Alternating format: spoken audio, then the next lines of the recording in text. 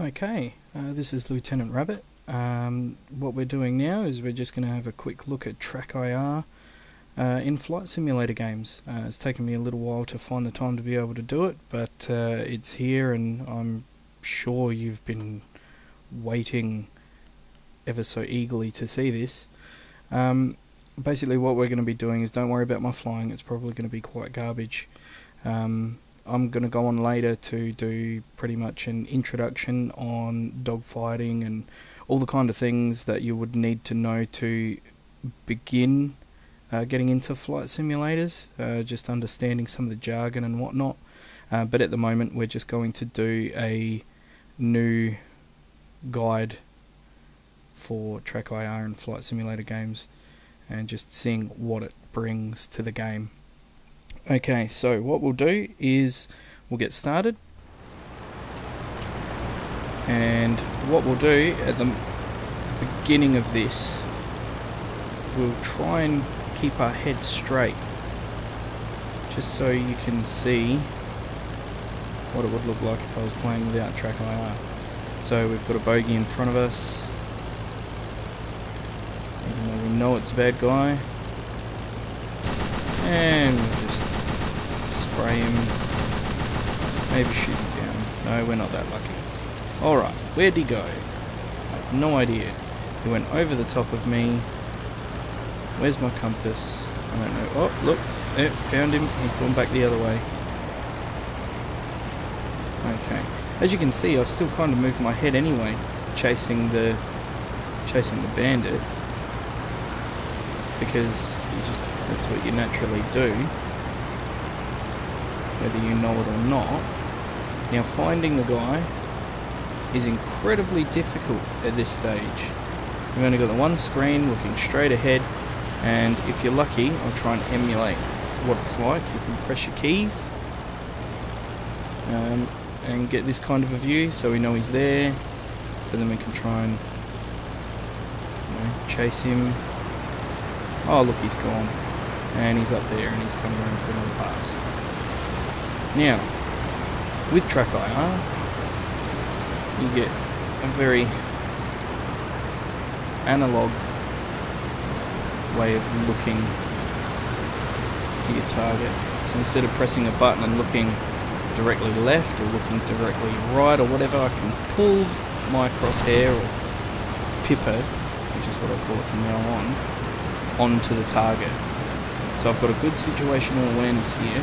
I can see where the ground is, where the front or nose of my plane is headed, and I can still tell now because my head's pointing straight up, so I know therefore I'm looking up and my plane is pointing down. One thing that you don't get using the keyboard is that if you lock on or hold the camera up, sometimes it's easy to forget in the heat of the battle which button you're pressing. Are you looking left? Are you looking up? And trust me, it does happen. It's very easy to forget in the heat of the moment where your camera is in relation to the nose of your plane. Whoop, he's behind me. Now it does lag a little bit. I've figured out that it's purely because of fraps. Running fraps does slow down the frames per second. Generally this game is pretty good. It runs fairly smoothly. And the visuals are absolutely stunning on this. I just wish I had a better video card to really capture what this game looks like, even though a lot of it will be lost in translation to video. As you can see, it's a lot easier to acquire a target and get a firing solution when you know where the nose of your plane is pointed, where you're looking, what speed you're going. All these kinds of things, you don't get such a clear view of it when you're just looking at the one screen. And he's down. When you're looking just straight ahead, sometimes you'll be up like this. You won't know where the ground is. You won't know your relation. You know, it does get a bit disorientating sometimes. With the Trackir, you can just have a quick look. Alright, line up, easy fixed. You just don't get that. And I can check my 6 all the time. You know, keep your head on a swivel, looking for bandits. It's a bit hard to mash the keyboard constantly and know where it is you're looking. Another thing as well, a nifty trick that they did bring in within the games was the padlock, and that would lock onto a target. So basically it's like using Trackir, but it only ever looks at the target, so you'd be doing this as the target goes across. But there'd be no control over the head and over your view, I mean. And you'd have to press a button to turn the padlock off and turn it back on, and it might lock onto the wrong target. And this is just much more natural and much more easier to use.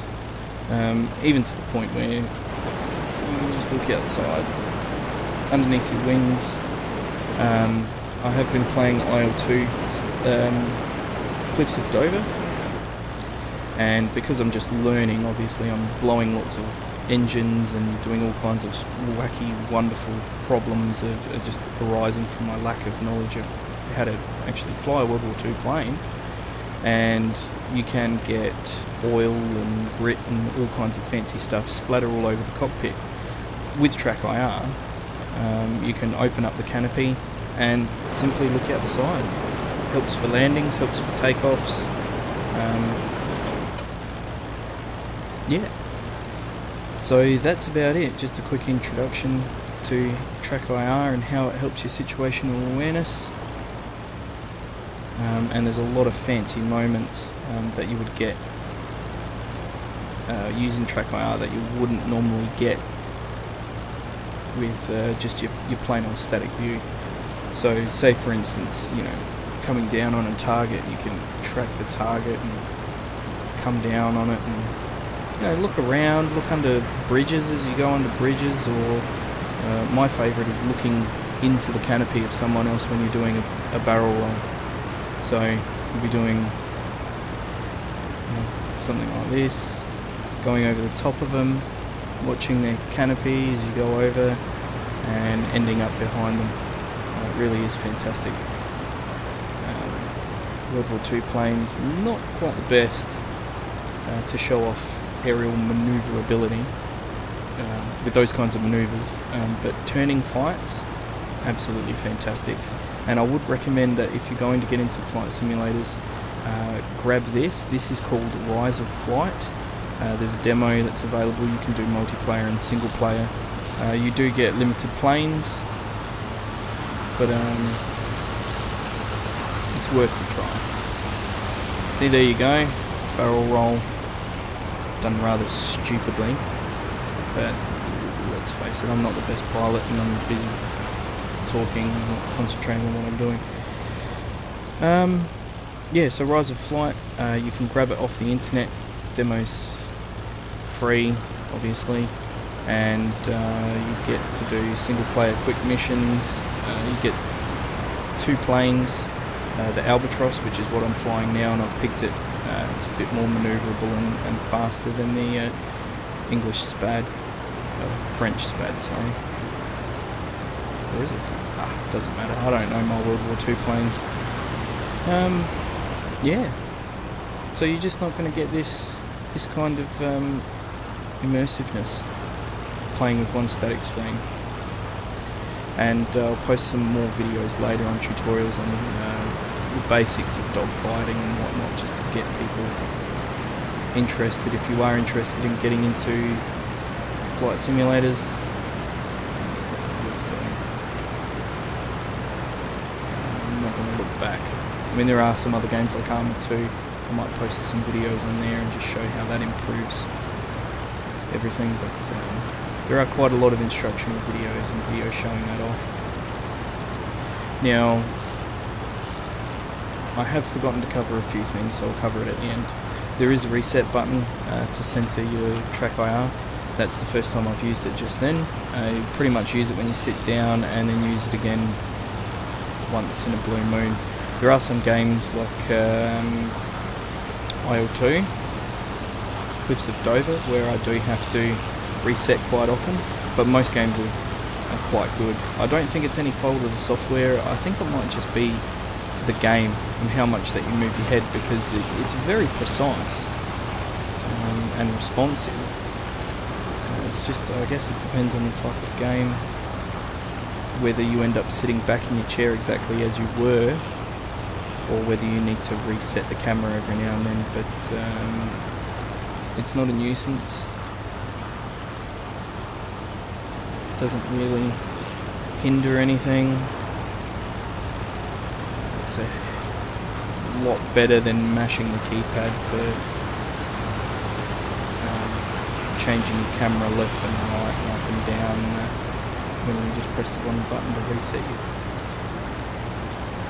your view. Just enter your Trackir. Easy fixed. Alright, well that's it for now. I might just do some actual dog fights and some videos for dogfighting tutorials right now. Who knows? I've got a bit of time. See you all later.